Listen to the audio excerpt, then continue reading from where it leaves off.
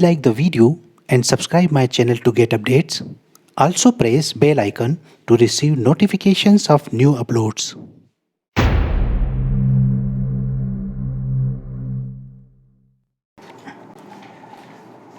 Hello friends, I am Dr. Ajay Verma and I welcome you to Mech and Mess.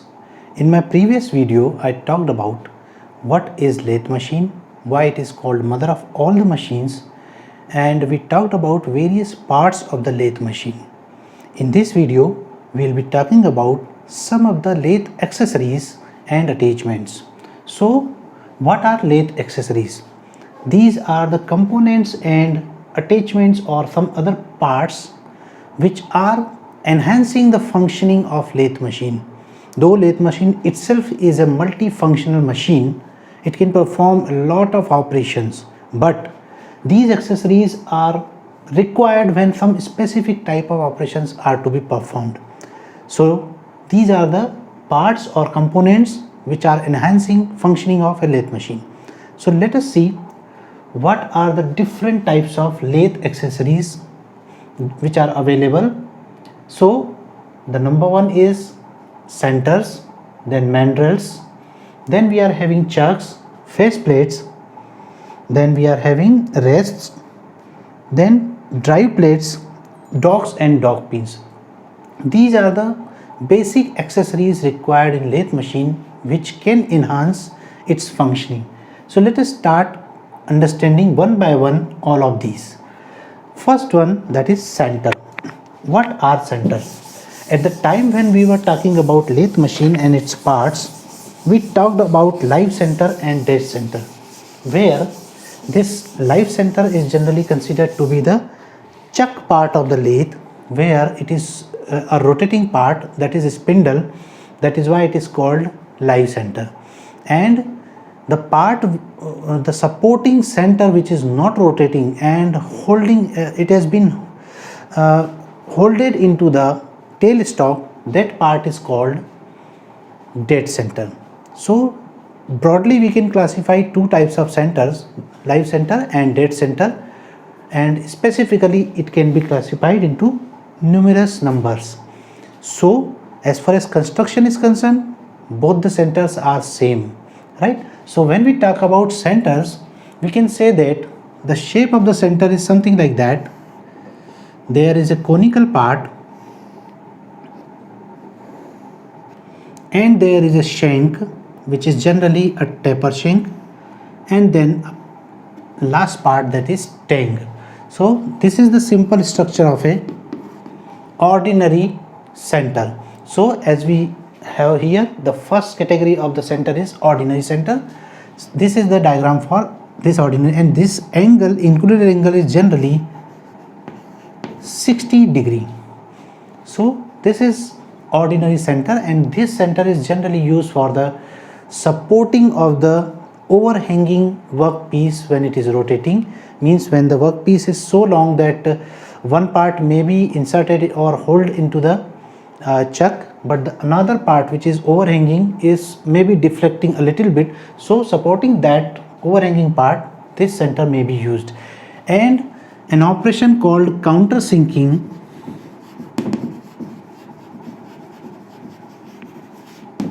it is performed on the workpiece so that a hole is drilled there. So if we see the cross section of the rotating workpiece, a hole is drilled here, and this part of the center is inserted into this hole so that it can support the workpiece.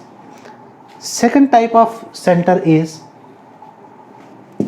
when we talk about another one, it is half center. What happens when we are performing the facing operation like this? So this is the dead center and the workpiece is rotating, say like this. So what will happen?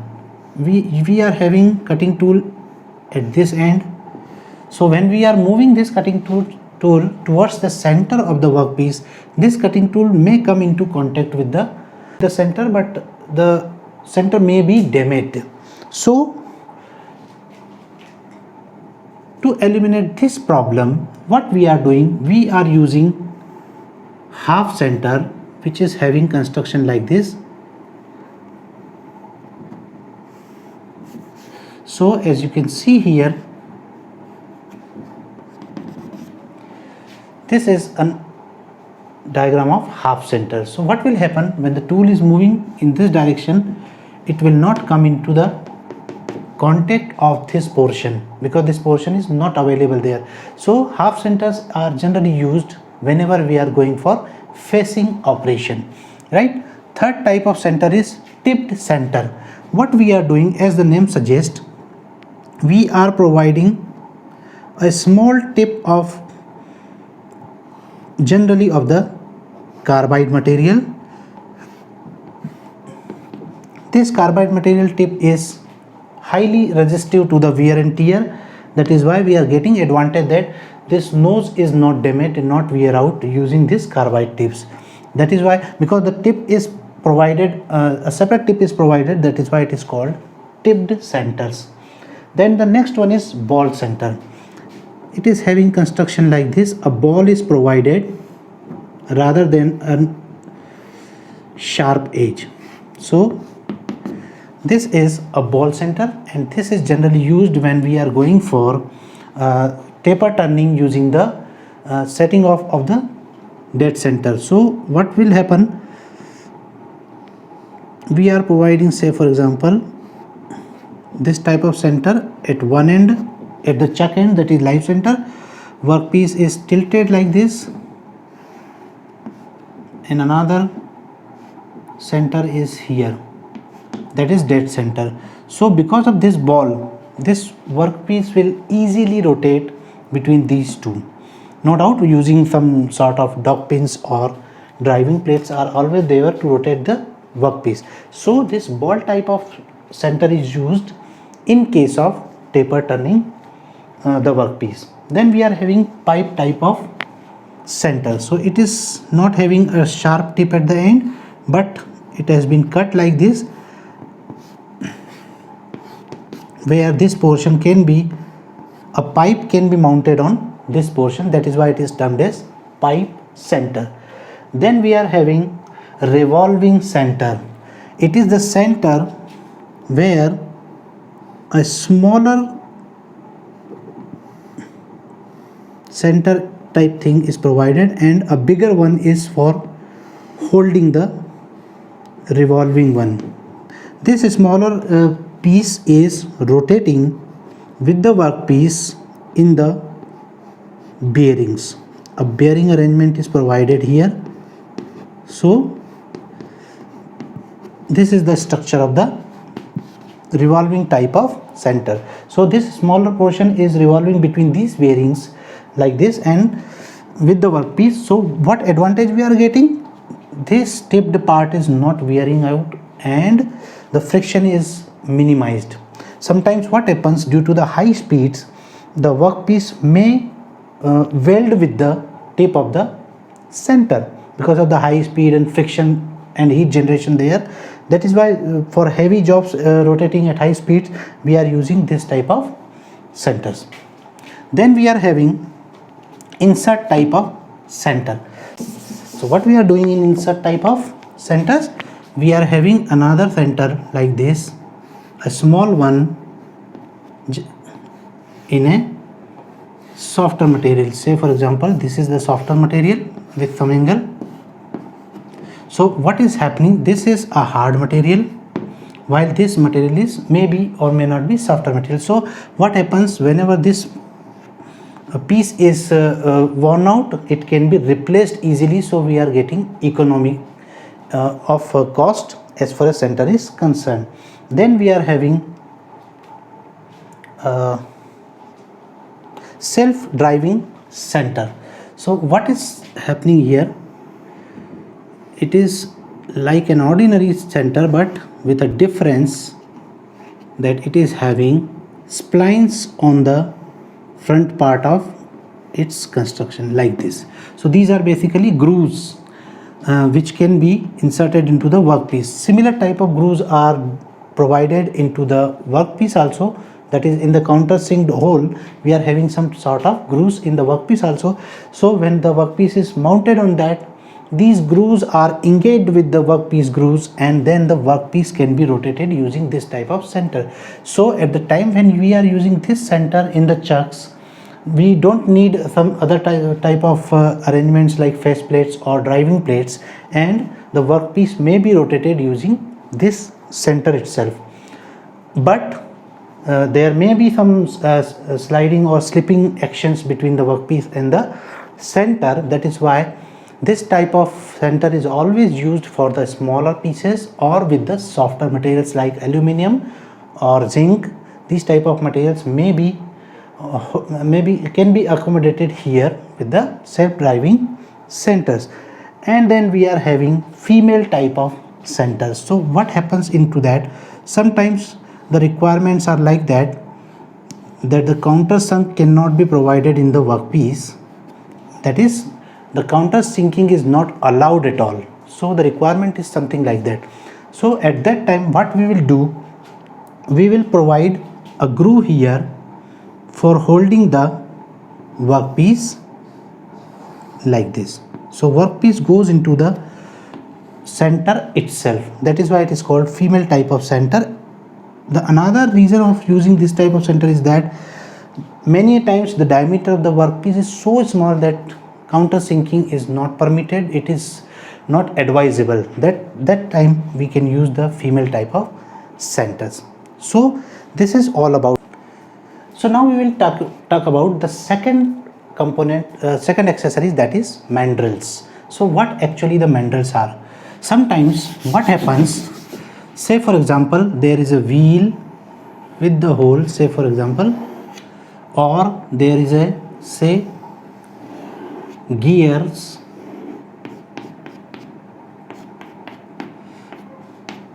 gear wheel, flywheel, or some pipe is there which is to be turned.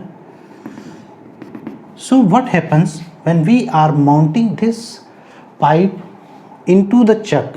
It may be possible the end part may be squeezed out, or these type of equipment, these type of elements like wheels or gear wheels, flywheels, they cannot be mounted on chucks or cannot be held into the chucks. So that time we have to use the mandrels. Mandrels are nothing but they are something like rods with two ends. One end is generally flat or having some sort of screw type of thing, generally square screws, and another end may be different for different work pieces. And this is the body of the mandrel, which is generally having Morse taper. Now Morse taper is a standard taper, and it is most of the time it is 5/8 of an inch. So on the body of the mandrel, a Morse taper is provided so that it can be engaged with the work pieces, hollow type of work pieces, and easily can be accommodated. So this is what mandrel. When we talk about types of the mandrels, we are having mainly six types of mandrels which are listed here. So let us talk about them one by one. When we talk about expansion type of mandrel, they are the two types of mandrels. Expansion mandrels are there. One is splined mandrels and second one is adjustable mandrels. So when we see the cross section, there are splines provided on that like this. So these are the splines over the surface of the mandrel like this.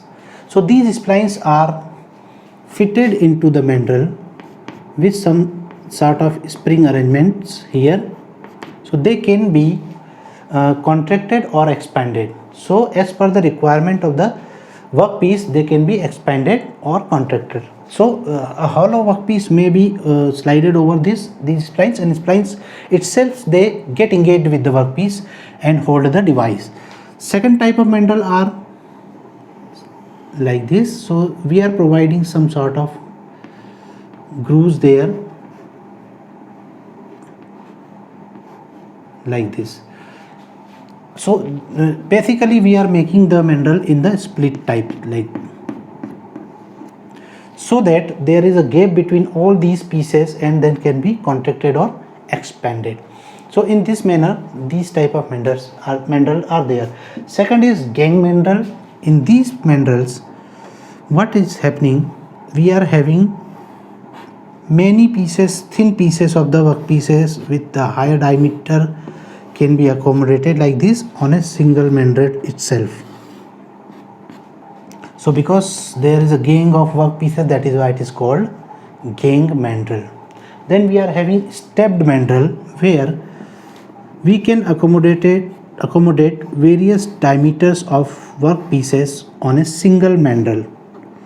So this type of mandrel it is. So we can mount one workpiece here when we require smaller ones, then we can mount here also and here also. So that because steps are there, so it is called stepped mandrel. Screwed mandrels are also there.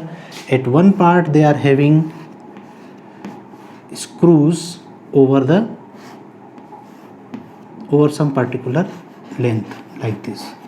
So screws are provided here or threaded parts are provided here so that it can engage with the work pieces, and this type of mandrel is used when the work pieces are not having some countersinking but or some sort of round surfaces, but some internal threads are provided into the workpiece part which can engage with the threads on the mandrel, right?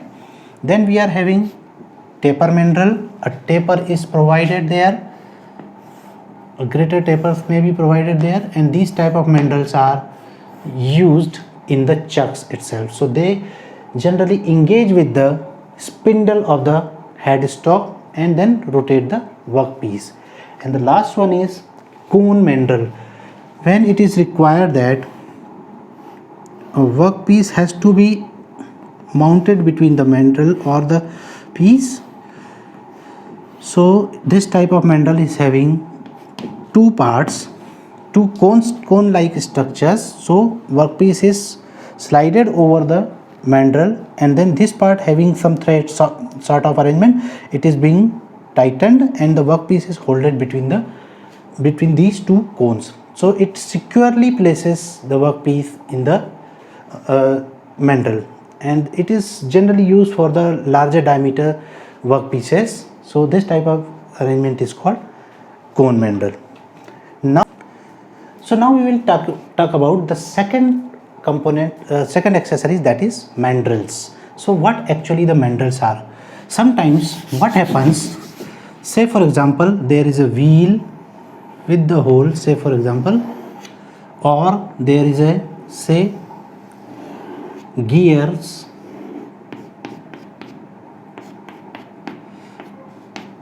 gear wheel, flywheel, or some pipe is there which is to be turned. So what happens when we are mounting this pipe into the chuck? It may be possible the end part may be squeezed out, or these type of equipment, these type of elements like wheels or gear wheels, flywheels, they cannot be mounted on chucks or cannot be held into the chucks. So that time we have to use the mandrels. Mandrels are nothing but they are something like rods with two ends. One end is generally flat or having some sort of screw type of thing, generally square screws, and another end may be different for different work pieces. And this is the body of the mandrel, which is generally having Morse taper. Now Morse taper is a standard taper, and it is most of the time it is 5/8 of an inch. So on the body of the mandrel, a Morse taper is provided so that it can be engaged with the work pieces, hollow type of work pieces, and easily can be accommodated. So this is what mandrel. When we talk about types of the mandrels, we are having mainly six types of mandrels which are listed here. So let us talk about them one by one. When we talk about expansion type of mandrel, they are the two types of mandrels, expansion mandrels are there. One is splined mandrels and second one is adjustable mandrels. So when we see the cross section, there are splines provided on that like this. So these are the splines over the surface of the mandrel like this. So these splines are fitted into the mandrel with some sort of spring arrangements here, so they can be contracted or expanded. So as per the requirement of the workpiece, they can be expanded or contracted. So a hollow workpiece may be slided over these splines, and splines itself, they get engaged with the workpiece and hold the device. Second type of mandrel are like this. So we are providing some sort of grooves there like this. So basically we are making the mandrel in the split type, like so that there is a gap between all these pieces and then can be contracted or expanded. So in this manner, these type of mandrel are there. Second is gang mandrel. In these mandrels, what is happening, we are having many pieces, thin pieces of the workpieces with the higher diameter can be accommodated like this on a single mandrel itself. So because there is a gang of workpieces, that is why it is called gang mandrel. Then we are having stepped mandrel, where we can accommodate various diameters of workpieces on a single mandrel. So this type of mandrel it is. So we can mount one workpiece here when we require smaller ones, then we can mount here also and here also. So that because steps are there, so it is called stepped mandrel. Screwed mandrels are also there. At one part they are having screws over some particular length like this. So screws are provided here or threaded parts are provided here so that it can engage with the workpieces, and this type of mandrel is used when the workpieces are not having some countersinking but or some sort of round surfaces, but some internal threads are provided into the workpiece part which can engage with the threads on the mandrel, right? Then we are having taper mandrel. A taper is provided there, a greater tapers may be provided there, and these type of mandrels are used in the chucks itself. So they generally engage with the spindle of the headstock and then rotate the workpiece. And the last one is cone mandrel, when it is required that a workpiece has to be mounted between the mandrel or the piece. So this type of mandrel is having two parts, two cone-like structures. So workpiece is slided over the mandrel, and then this part having some thread sort of arrangement, it is being tightened and the workpiece is holded between these two cones. So it securely places the workpiece in the mandrel, and it is generally used for the larger diameter workpieces. So this type of arrangement is called cone mandrel. So let us now discuss the remaining accessories, chucks. As you have already gone through some introduction of the chucks in my previous video, chucks are the holding devices. So these are the parts which are rotating the workpiece, and they are providing driving forces to the workpiece through the spindle. Chucks are of four types. First one is 3-jaw chuck. So it's something like that. So we are having spline for screw or nut bolt arrangement, guideways there like this, and it can be tightened using the nuts here, right? This type of chuck is also called self-centering chuck. Why? Because whenever these three guideways are integrated inside, from inside. So whenever we are tightening any one of the screw, all the three will move at a time, so they will centering the workpiece itself. But this has a drawback that it cannot be used for the heavy pieces or heavy workpieces. For that we are using four jaw chuck, where 4 guideways are there, and this is the holding part. But here the drawback is that we have to make workpiece in the center using some sort of centering operation, and when we tighten any one of the nuts here, only that part will be tightened. So we have to adjust the workpiece between the 4 jaw chuck, but it can be used for heavy pieces. Third type of chuck is collets. They are called collet chucks. They are smaller pieces of chucks, and the shape is something like that, where the cut pieces are provided like this. So if we see from the front, it seems like this.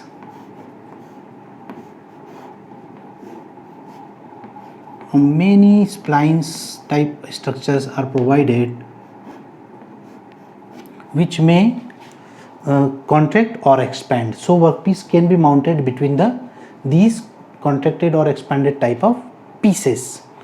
Collets are used for smaller pieces, but they are highly precise chucks. These are. Fourth category is magnetic chuck. Magnetic chucks are nothing but something like magnetic plates which are having splines into them. Grooves are cut there. So what happens whenever the workpiece are smaller and iron, the basic material is iron inside them, they can be mounted on this magnetic chuck. They can grip the workpiece using the magnetic powers. And the last type of chuck is drill chuck. It's something like this.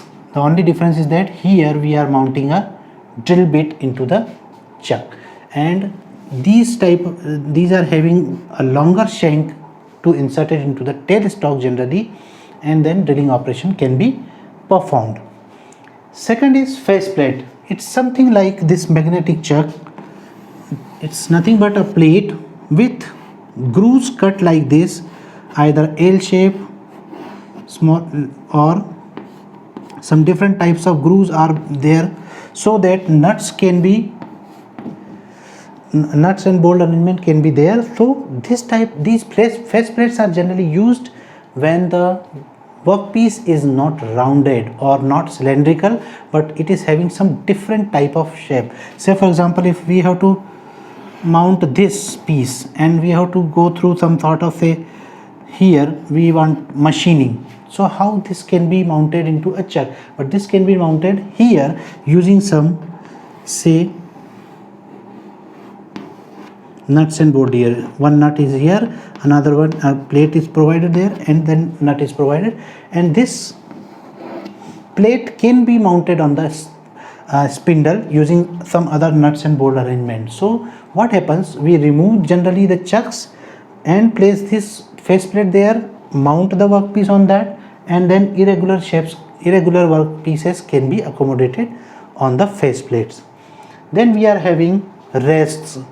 These are nothing but the devices which are providing support to the workpieces when the workpieces are very long or very heavy workpieces are there. So what they do, generally rests are provided on the lathe bed or the lathe saddle, and they are mounted on that, and they are supporting the workpiece. So how they do? This is generally the shape of the rests.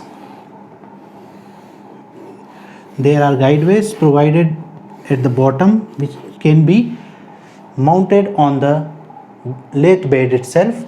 Then there are some sort of arrangements like this. Say for example, where the workpiece may be like this, and what happens on the lathe bed, say this is the workpiece and this is the rest which is mounted on the bed, and we are performing operation say here. So what happens when we are performing the operation? This portion may be mounted in the center in the tailstock, this may be in the chucks like this. Now what happens if the length is very high? This middle portion may deflect a little bit.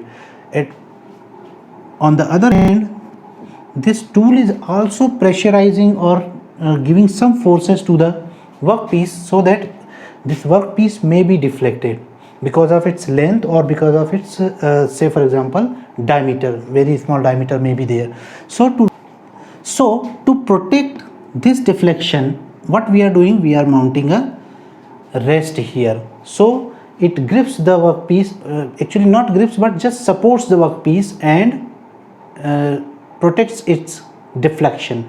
So this type of rest which is mounted on the guideways of the bed lathe machine, these type of rests are called steady rest, while another type of rests are there which can be mounted, which can be attached to the carriage, and then they moves along with the carriage when the tool is moving. That type of rest are called follow rest because they are following the tool and supporting the workpiece. Then last is drive plates and dog pins. Now have you ever thought that when we are doing taper turning operation, say this type of operation is performing, one center is here, another center, that is say the chuck part is here.